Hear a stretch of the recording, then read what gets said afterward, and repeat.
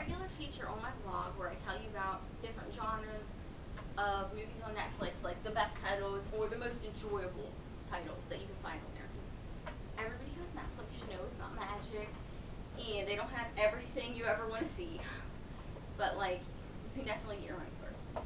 So today I am going to be talking about, because it's Oscar season, Oscar-winning movies on Netflix streaming. And the full post is on my blog, and it'll be linked below. And it'll have links right to the movies and all of the information.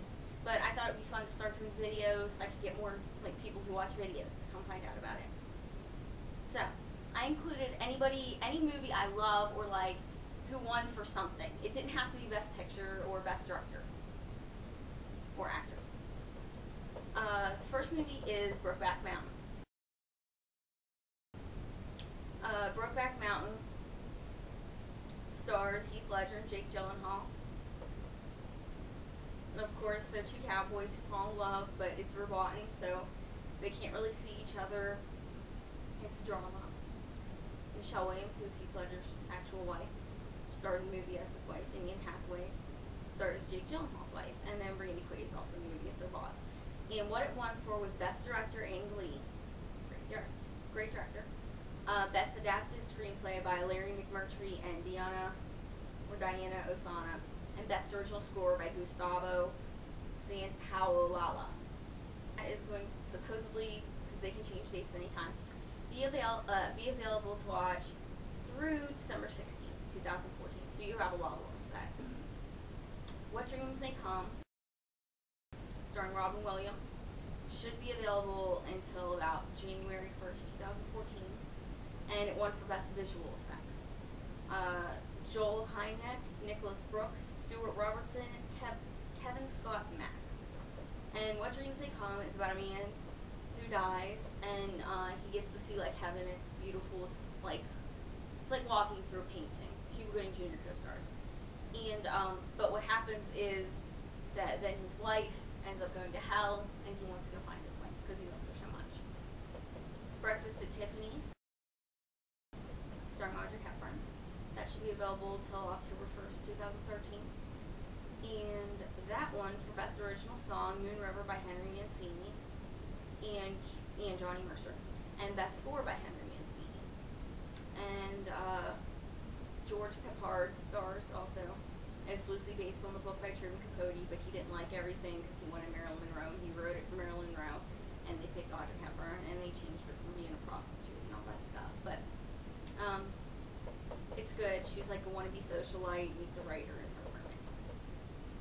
The Graduate, available until March 1st, 2013, and it won for Best Director for Mike Nichols, stars Dustin Hoffman. Of course, and late Anne Bancroft, Mrs. Robinson. And I finally saw this last year, and whoo, Hoffman is creepy. Okay, so he's like this guy who gets out of college and he's drifting along for the summer. He doesn't really know what to do. So he's like drinking in the pool by the day, and then he's fucking the old Mrs. Robinson at night. Really, they weren't that far apart in ages, but in the movie, they're supposed to be.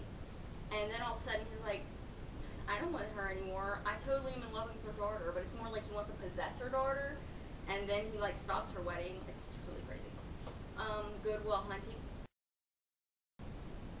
available until January 1st, 2013.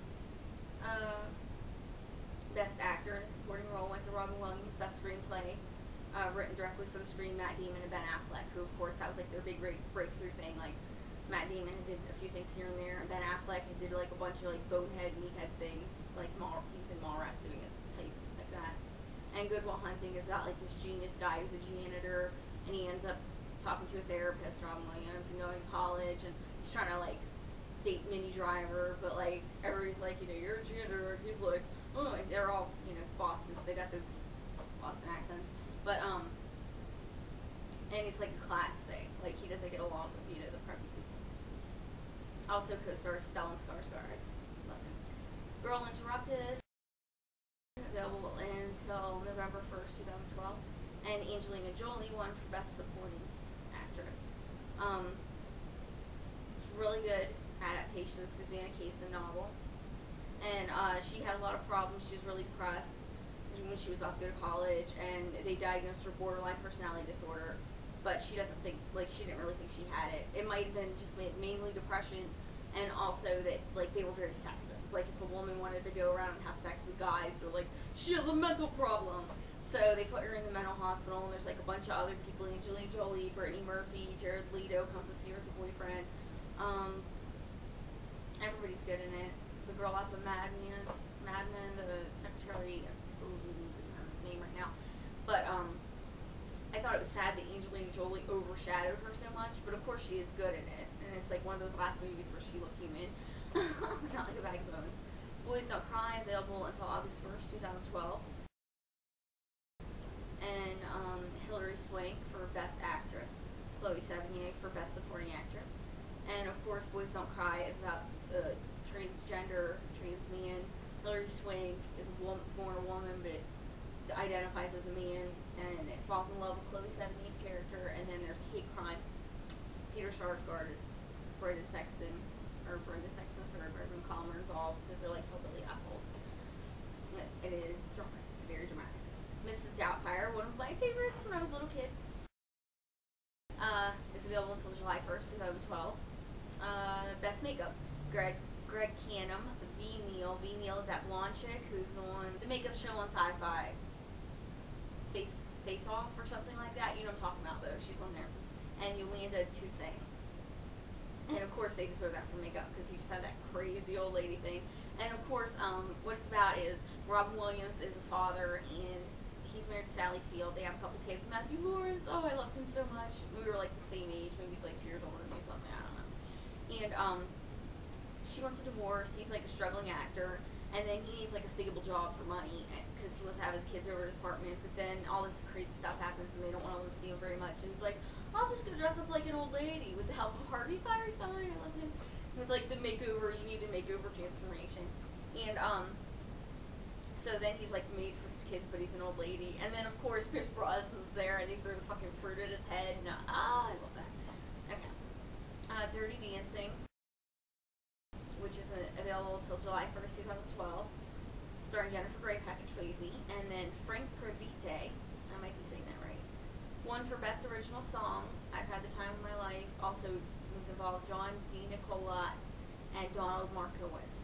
And I like Dirty Dancing. It's sort of like something you'd say guilty pleasure movie, but you know, it's just like a teenager who's like very restrained by her parents, and then she ends up falling for this old guy who teaches her how to dirty dance, and then at the end, like, everybody's cool with him. The Fly, available until July 1st, June 1st, 2012. Chris Wallace, I'm not sure, and Stephen Dupois won for Best Makeup. And of course, David Cronenberg. Jeff Goldblum and Gina Davis co-star, and they used to be married. I'm not sure if they were married while they're making this, but I think they were. And of course, Jeff Goldblum's eccentric, because he is eccentric scientist, and he's trying to do all these experiments and accidentally merges his body with a fly, and it's really gross. Misery, available until May 1st, 2012, and Kathy Bates won for Best Actress. And it's based on a Stephen King book, and he likes to write a lot of stuff that like is sort of like involving him, like about writers.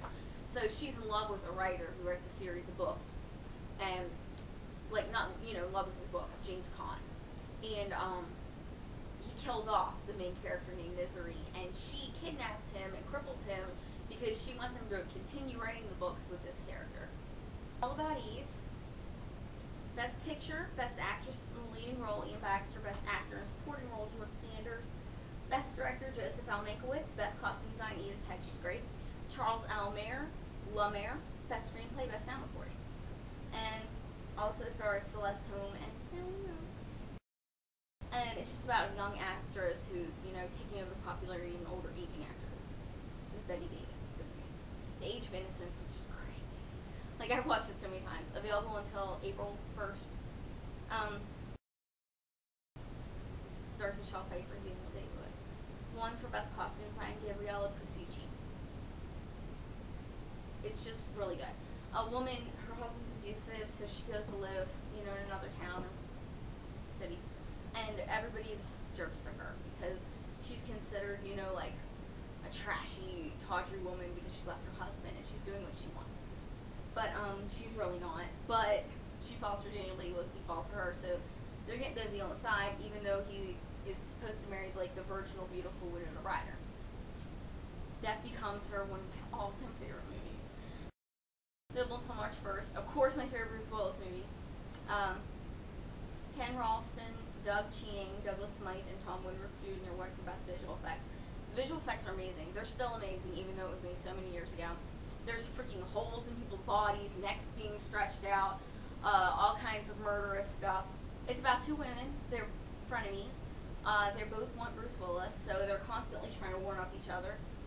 Especially like they were in their like probably mid to late 40s at the time. They both look banging, but like in the movie they're like, oh look, my ass is sagging a little and all this stuff. So they take a magic potion from Isabella Rossellini, who's probably already in at least her 30s, but she will say she's like 18 because she took this magic potion, and then Bruce Willis finds out like he's got to be with these bitches for the rest of his life because they're already dead. They die, but when you die, your body is still alive, but it's like decrepit and shit. So they have to keep like painting their asses, and if something falls off, they gotta stick it back on. It's awesome. It's like an awesome dark comedy. You have to watch it. Beetlejuice, amazing. February 29th, it's available until. And it won for Best Makeup, female again. Steve Laporte and Robert Shore. I freaking love Beetlejuice. It's like one of my all-time favorites. I remember when I was like 6, and I got a copy of it off my sister for my slumber party. Everybody loved it. They're like, PG movie, PG horror movie. But anyways, I used to think it was real. I would be like, Beetlejuice, Beetlejuice, Beetlejuice, there's cemeteries. I was like, I want to meet Beetlejuice. But Michael Keaton, of course, is awesome as Beetlejuice. And it's Gina Davis and Alec Baldwin are a young married couple. And they die, and they don't know they're dead at first, and then they find out they're trapped in their house. And they do meet, like, other dead people who, the makeup is amazing. Like, the cigarette box girl with the red and all. And the woman who's tracheotomy, and she's, like, smoking out a hole in her neck. It's so cool. But, what happens is these yuckies move into their house. Jeffrey Jones and Catherine O'Hara. Jeffrey Jones, awesome, you have to see Sleeping. And of course their gothy teen daughter, Winona Ryder.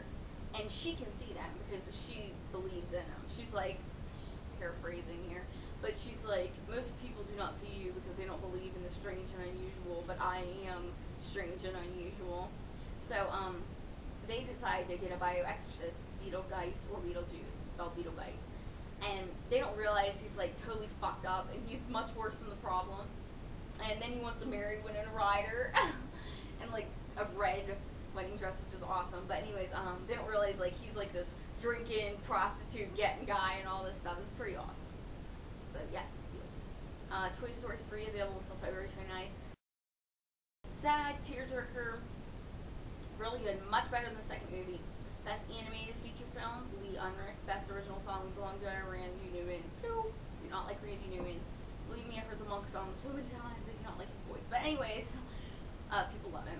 But in the movie, Andy grows up. Woody and Buzz get thrown in the garbage, and then they like get sent to this daycare center with like a bunch of junky, decrepit toys, and they want to escape.